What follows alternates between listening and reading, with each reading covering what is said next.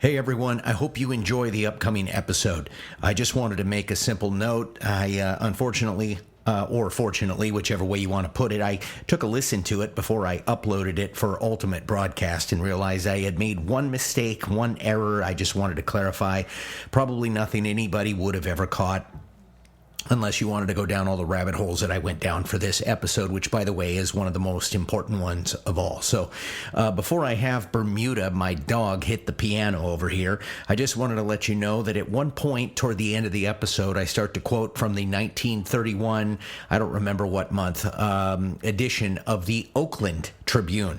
But you will hear me mistakenly and erroneously say New York Tribune. I know it seems like minutia or NUI, as they say, but either way, it was a mistake, and I caught it, and I was somewhat horrified, but I quite frankly didn't want to try to re-record and punch in that data on an already integral episode. So I hope you like the episode.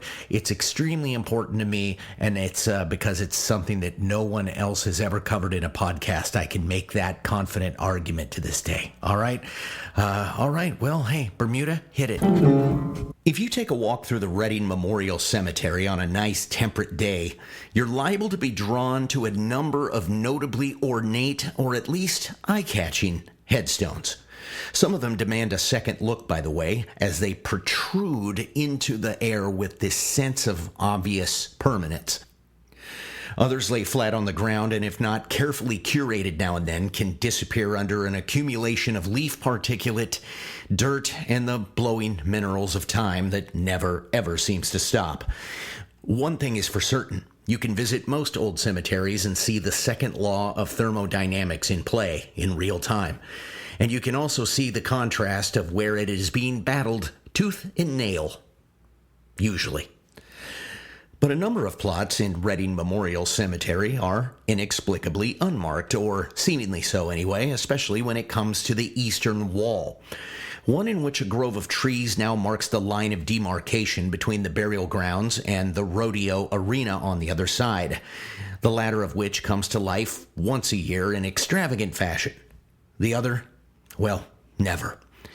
One of those unmarked graves would become important to me, however, completely by accident, and ironically also because of an accident. And we'll find out why right now on box number 7.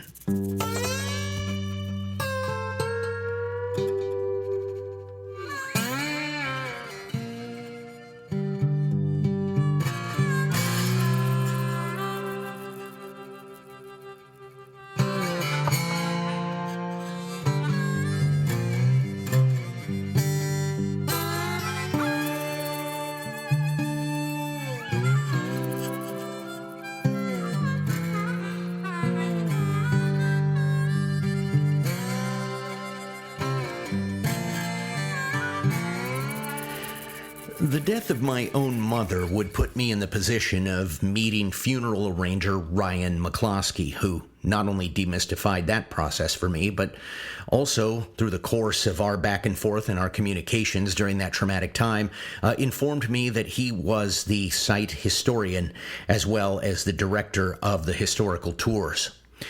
Within a couple of weeks, I actually went and took one of those tours.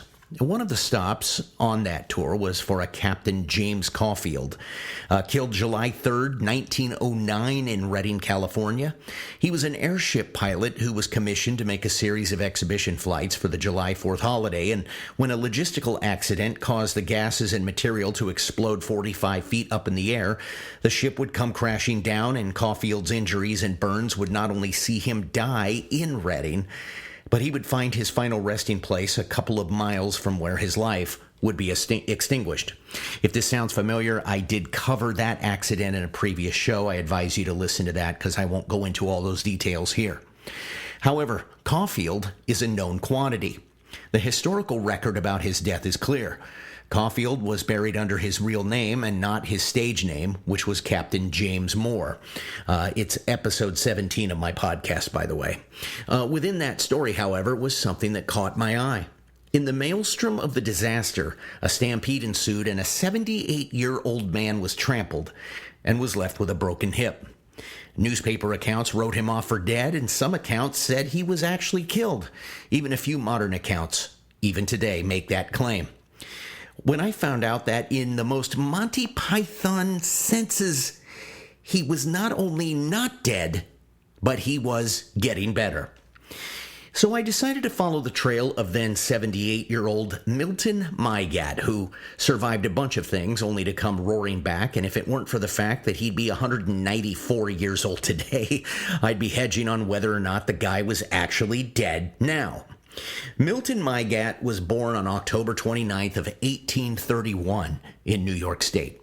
As of this writing, I don't have a lot of information about his childhood, but I do know enough to see he wound up in Iowa and Ohio, and he married Helen Young from Vermont on September 3rd of 1855 in Ridgefield, Ohio. At some point, they divorced, but the surrounding circumstance and time frames are foggy at best, and I'm jumping the gun by even mentioning this part right now. So I'm going to work backwards from this story from here because the developmental side of what I'm getting ready to tell you is possibly the most exciting part of this. I discovered that Milton Mygatt wound up in Reading around the turn of the century or slightly before after his ex-wife moved to San Francisco.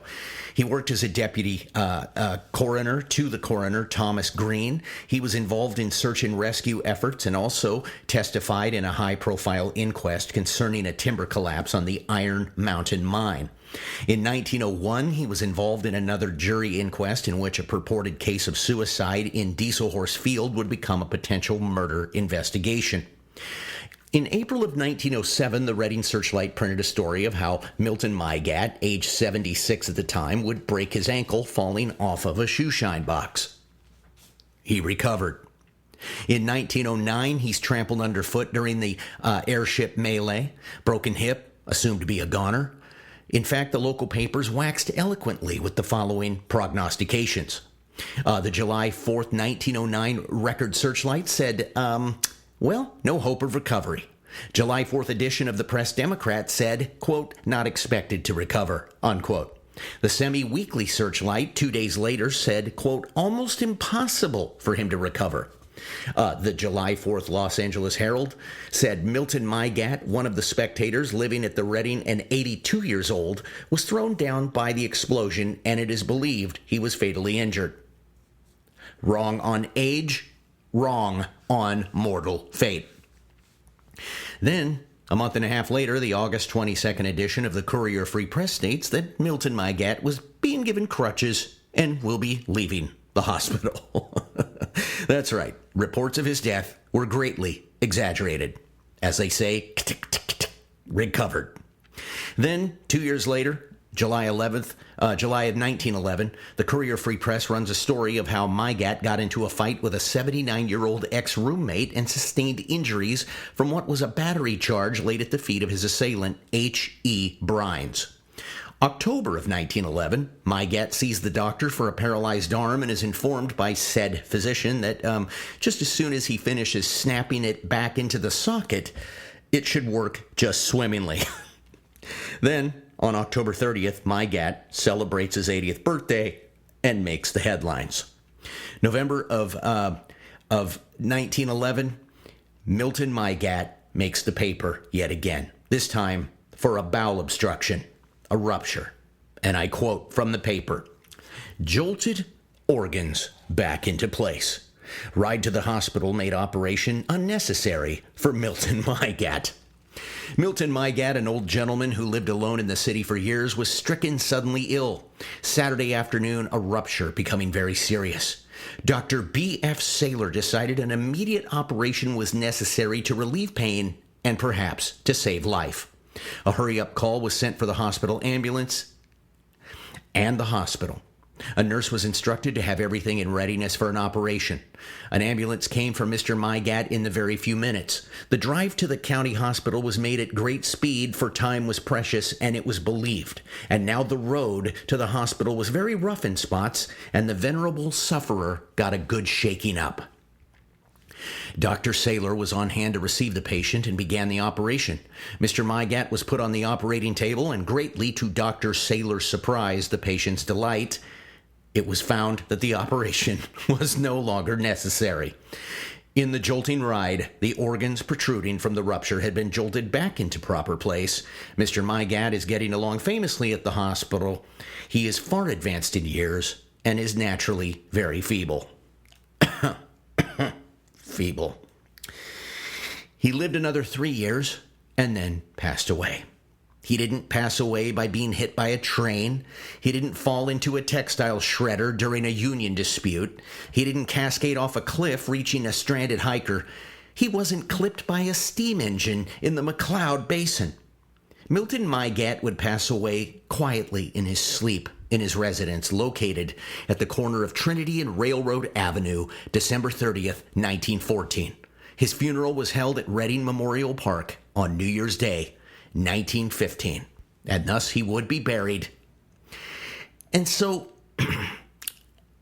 it was at this point, as I'm reading the story, that I contacted my new friend, Ryan McCloskey, to find out by some chance if Mr. Mygatt was, one, truly and finally dead, and two, buried in the cemetery that contains the previously mentioned historical evidences and also now both of my parents. Thanks to him, we located an unmarked spot, and because of the triangulation ability from a grave 3 spaces to the right and another one in the next row, we were able to pace out where the luminous Mr. Mygatt is buried for time immemorial. So here it is, an unmarked patch of soil against the eastern tree line of a cemetery with a muted dirt tapestry and mosaic of the remembered and the forgotten. My new hero, Milton Mygatt, lay here in repose, lost to a world that could care less. So I forgot about it for a while, to be honest. Then I decided, literally 2 weeks ago, to reread the archives and microfiche that I had saved. The obituary in the January 5th, 1915 edition of the local paper mentioned that he moved to Virginia City during the Comstock era. So Mygatt came west to flesh out a silver claim in Virginia City, Nevada. He became a city clerk as well as a notary public. He would become the secretary for Alabama and Humboldt Consolidated Mine, working on the second floor of the Wells Fargo building. The 1881 book titled History of Nevada, which I found on the Library of Congress archives, shows Milton Mygatt as a charter member of the Knights Templar, Palestine Commandery No. 2 out of Iowa City. He was one of a number of presiding officers to establish Commandery No. 1 in Virginia City for the Knights Templar. I was reliably informed by my heretofore mentioned buddy, Ryan McCloskey, that the Knights Templar membership can only be preceded by Masonic membership. So on top of everything else, my illustrious, hyper-intensive Scottish MacGuffin was also a Mason. Other documents show that his wife Helen was a school teacher in Virginia City at the time as well and was teaching at Gold Hill. As a matter of fact, the Territorial Enterprise archives show numerous mentions of her class, her students, and their academic achievements. I contacted the representative of Knights Templar No. 1, which is now located in Reno, and they are going to see if Milton's signature appears on any of the charter paperwork, as he is listed as a presiding ward for the ceremonial beginnings. I also have mailed the Iowa City Commandery for any information they might have, and I am assuming, since he became a public figure in Reading later, he may have a Masonic/Templar membership trail here too. And man, do I have some solid contacts for that. All that is pending, however, as this is being recorded and doesn't really affect the nature of my story right now. So I wait on that. I feel like I'm excavating an actual grave at this point and not a virtual one. Milton and Helen had one daughter, Lillian Mygatt. Helen died in 1921 and Lillian died in 1937. Mother and daughter are buried at the Chapel of the Chimes Columbarium and Mausoleum in Oakland, California. And that feels like a wrap.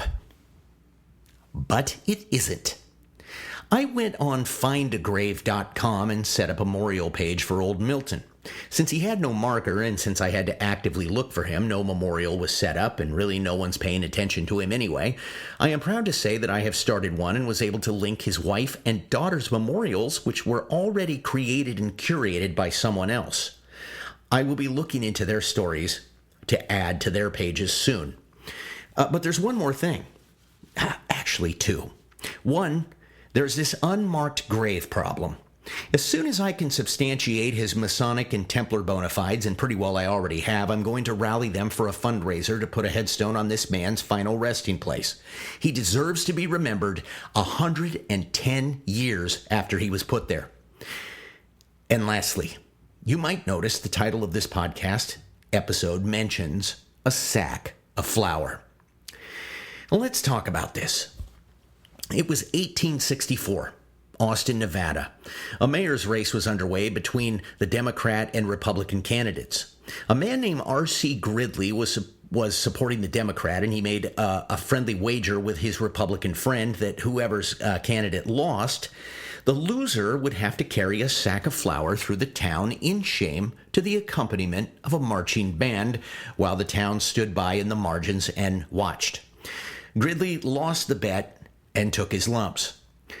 Someone suggested that the celebrity sack of flour be auctioned off for charity, and particularly the money funneled toward wounded Civil War vets. An auction was held, and the bag sold for $250. The winning bidder paid his money and then declined to take it and said, "Auction it off again." This turned into a boomerang effect, and this off-the-charts series of auctions were accumulating. Virginia City heard about the viral event and invited Gridley to drag his bag of flour through the streets of Story County. The May 18th edition of the Territorial Enterprise chronicled in great detail the monetary ledger of bidders, buyers, and contributors, all by name. And guess whose name is listed amongst the throng, amongst the ledger, amongst the pantheon of people tossing money toward this literally viral event? You guessed it. So among entries like, quote, 30 shares of Great Western Coal Company donated by some liberal but unknown person, Golden Era stock by Dr. Edgar, 10 feet of Gentle Annie by P. Rice, 3 shares in the Central American Mining Company by some unknown persons, and amongst is listed a piece of Churchill County script for $50 by Milton Mygatt. So good old Milton Mygatt was making the paper in Virginia City. I mean, he was a public official, and so this isn't entirely surprising, but in 1864, this has a striking bit of history to it. Chances are Mygatt became friends with Mr. Gridley, who is lionized with his own giant statue and monument in Stockton, California, along with his sack of flour, which amassed $275,000 when all was said and done. But it also stands to reason that Mygatt was also in the social circle with Gridley's good friend, who just also happens to be the man who wrote the article about it in the Territorial Enterprise. None other than Mark Twain. And while the Territorial Enterprise article contains no byline, Mark Twain was the covering correspondent on the entire story through the entire session. And all current Berkeley scholarship at the Mark Twain Library points directly to him as the author of all these related articles. Secondarily, Twain would spend a good deal on the peripatetic bag of flour in Chapter 45 of his second literary behemoth, Roughing It. All arrows point to Clemens as the journalistic culprit. And let me say this at the outset. I would have never, ever discovered this had it not been for a website called twainquotes.com, a site curated by Barbara Schmidt. Had she not had a searchable transcription of an article titled Travels and Fortunes of the Great Austin Sack of Flour, I would have never swerved into this little fact. Because the original newspaper from Virginia City was destroyed by fire and no known existent copies are out there. But the San Francisco Bulletin from May of 1864 was running concurrent reports from the Territorial Enterprise, and thus it was preserved there word for word. I was ultimately able to get a copy from the gracious San Francisco Library. I received a second copy from my neighbor, Bruce Ross, who went to great pains to help me find it. In fact, I had a few close friends assisting me with my search, and I can't thank them enough. And I'd like to also thank David Dirk for the text version that he found for me as well. So, Milton Mygatt, municipal employee and miner, most certainly crossed paths with the man whose jumping frog story would be written during his tenure in Virginia City, and 3 years away from publishing the first true launching of his entire cataclysmic fame and status, The Innocents Abroad. Mygatt and his family appear in the census when Lillian was 12 and in school, but Lillian arrived in 1863 around age 5 and lived in the same town with Mark Twain during the absolute height of the Comstock period. There is every reason to believe they knew each other, and while I can't find a direct link, I can make certain speculations that satisfy my associative Occam's razor. And it's this last little thing I came across that buttresses my suspicions. Lillian and her mother would at some point leave Virginia City, and this would be the time where her mother and Helen would join her and inexplicably split the sheets with Milton. They essentially repaired to the Oakland area, although Lillian would return to Virginia City after her formal education was finished. Lillian would marry William E. Sharon and go on to birth 10 children, 7 of which lived to see maturity. She was involved in the establishment of churches in the Piedmont area. She was civically minded. The February 13th, 1931 edition of the New York Tribune reports on a meeting of the alumni of Whitaker Hall, a girls' school started by a bishop who hailed out of Virginia City. Within this story is a discussion of a special January 31st meeting at the home of what is titled Mrs. William E. Sharon at 37 Sharon Avenue, Piedmont. For those not really inculcated to turn-of-the-century marital dialect, Mrs. William E. Sharon is Lillian Mygatt. Most notable in this is the following passage. Quote, each member present at Mrs. Sharon's brought some article of historical association to show the other members, unquote. So the implication here is a request was made for a literal show and tell, most likely something from which a personal connection could be drawn. Continuing, quote, among the articles exhibited was a book of pioneer ballads compiled by Wells Drury, also a book of Nevada stories written by him.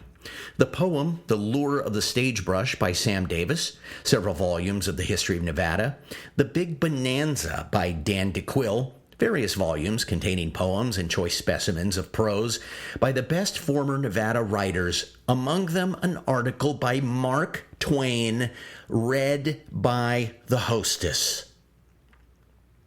The hostess, Lillian Mygatt Sharon. I wonder if the article she read was the May 18, 1864 correspondence article containing the name of her father, but that's just me spitballing.